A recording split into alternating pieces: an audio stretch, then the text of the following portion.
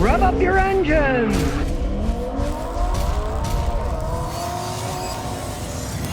Alright, people are always asking me about Hyundai, the Korean car. Are they good cars? Are they bad cars? Well, Hyundai is a big Korean manufacturing company. A while back, they bought 51% of Kia. So they own Kia. Now it's like 38%. They traded some back and forth. They got all kinds of weird tentacle deals going on. It's a Korean car manufacturer that for quite some time now also builds cars in the United States, in Alabama. The ones they built in Alabama, a lot of engine problems with them. They blamed it on a bad machine that was making stuff so the timing chains would come apart, metal would get in the engine, and they said they fixed it, but if you check lately, a lot of the late models have been recalled for engine problems. You gotta be a bit leery if you're gonna buy one of these. But this is a 2009. Check it out when we open the door. This one was made in Korea. These are the best ones, just like Toyotas and Hondas. Really? The best ones are made in Japan. The best Hyundais are made in Korea. That's just the way that it goes. Now this particular one, he bought it from his mother, and you can see it's from New York State. So of course, you're gonna see rust in places from the salt on the road. He bought it used 8 years ago. It didn't have that rust on them, but you drive around New York State with all that salt in the road in the winter to keep the ice from forming, you're gonna get rust on a car, especially a Hyundai. So let's look under. Now see, you can tell this is a New York State car. See all that rust? Well, that's solid metal. That's not a problem yet. That's really thick. It's not like it's gonna fall apart any second. As you can see, when I knock on it, still solid metal. But with aluminized muffler, you can see here, still got the original muffler on it. And yes, this bash came later. You can't blame the car on that. The paint itself is metallic and it's still holding up pretty good. Now, a long, long time ago when his mother owned the car, obviously it was in some kind of wreck. That headlight's shiny and this one's frosted over. So that probably even explains why this is rusty, because they did a crappy job fixing the hood and then it rusted through. But the car still is structurally sound. And under the hood, we got a 4-cylinder engine. But aha, it's not the original one. Talk about a yellow paint. This is a used engine from a salvage yard. Now, I can't blame this on the Hyundai engineering, because here's what happened. You can still blame it on Hyundai. You get your time for an oil change light come on, right? Well, that system broke on his car. So he was going by it and didn't change the oil because he didn't tell it was time, and the engine blew.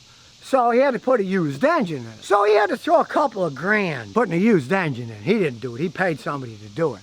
And it runs perfectly fine now. So there's a lesson to be learned here. One, never trust those stupid time for an oil change. I've seen them where they tell the people they got to change their oil a couple weeks after they just changed it. And I've seen them like his. They never tell you to change it and you end up ruining your engine because you think, well, it's not time to change it yet. Do it by mileage. I believe about every 5,000 miles you got good synthetic oil in it. I would change it every 5. It's cheap, right? It's a good lesson to be learned. And the other lesson is this. Hyundai engines are relatively weak.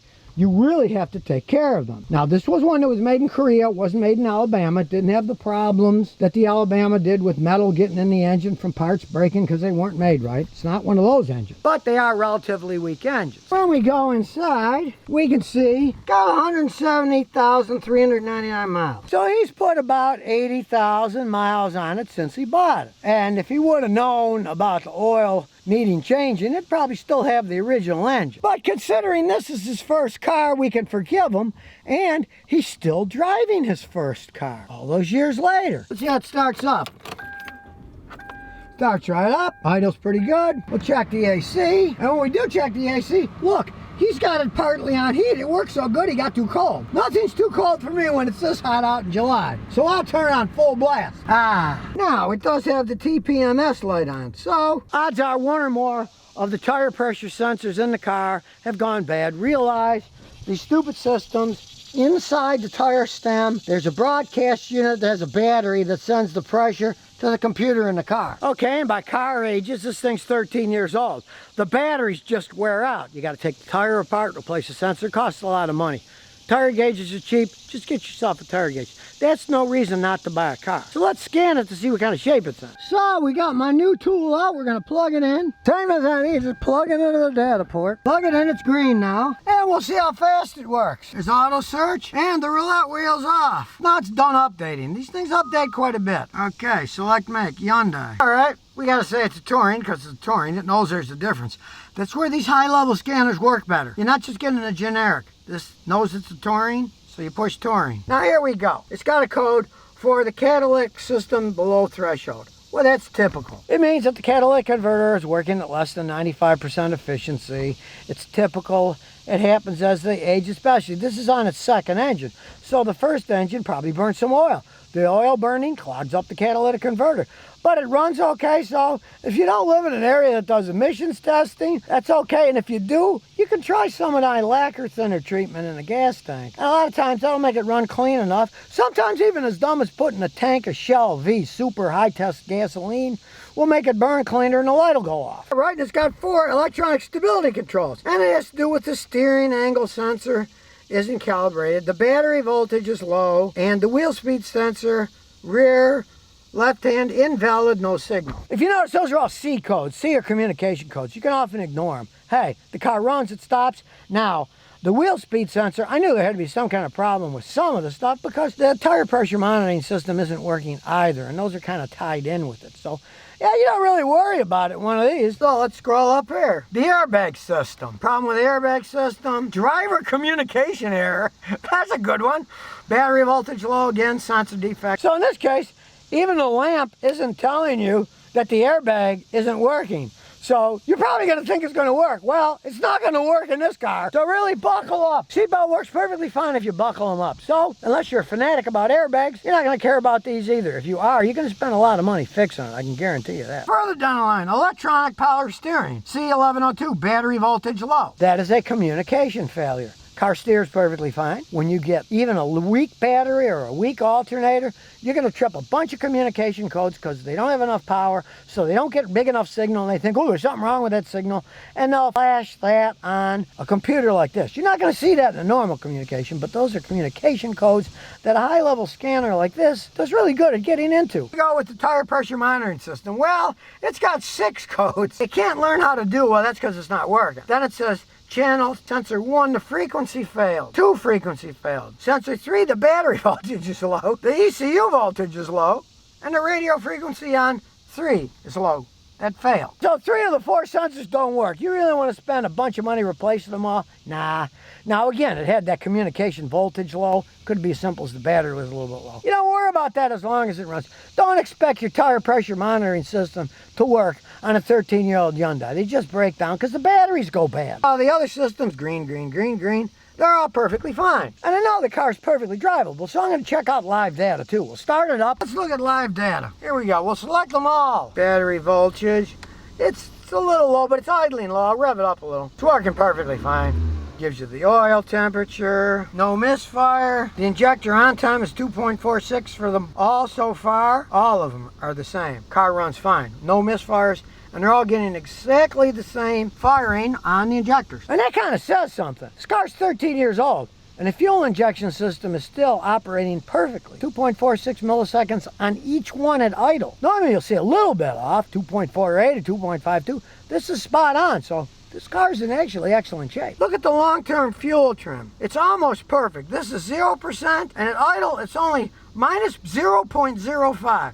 It won't trip a code till it's like 20% off. It's almost perfect. So let's take it for a spin. Now, it's a good economy touring car. You're a little bit up in the air because it's a touring car. It's not too low. It handles perfectly fine. It's not a racing vehicle, but it handles good. You want to take a corner, you're going to hear some noises because it came from New York State. And guess what? The bushings are all on rusted steel. And what does rusted steel do? It creaks when you're going down the road when it rubs on old pieces of rubber. You're going down the road out in the country, you know, it rides pretty well. Now, of course, this is not a race car. So we're going to find out what kind of acceleration it really has. Here we go, our little drag strip. You can see somebody's been going fast here recently.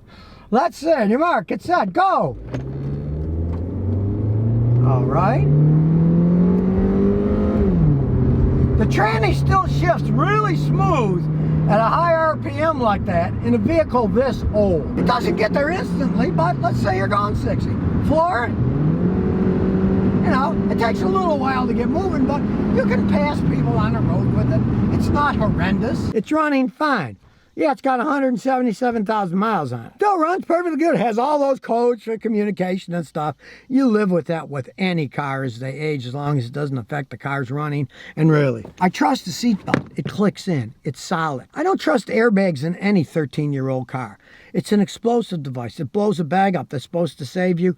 Who's to say it's been sitting there for 13 years it's going to work right? Can't test them. Once you blow them off, that's it. They're gone. So that I don't care. I make sure it's buckled up. This one probably would not inflate. It's not like it's going to blow up in your face. The thing is, it probably won't work at all. So use your seatbelts in a car like this. So there you have it. 177,000 mile high mileage Hyundai. Now, do realize it was one made in Korea. It wasn't one made in Alabama where they had the engine problems. Did have to have the engine replaced. That's because the check oil. Replace your oil light never came on. So that's their fault for not designing that right. But just change your oil every 5,000 miles or so and you won't have to worry about that. Now, this is his first car. He plans on driving it as long as possible. But if somebody had brought this car and they were going to buy it, after I checked it out like this, I'd said, don't overpay for it. But it could still be a decent transportation device if you don't mind the creaks and the clunks. So if you never want to miss another one of my new car repair videos, remember to ring that bell.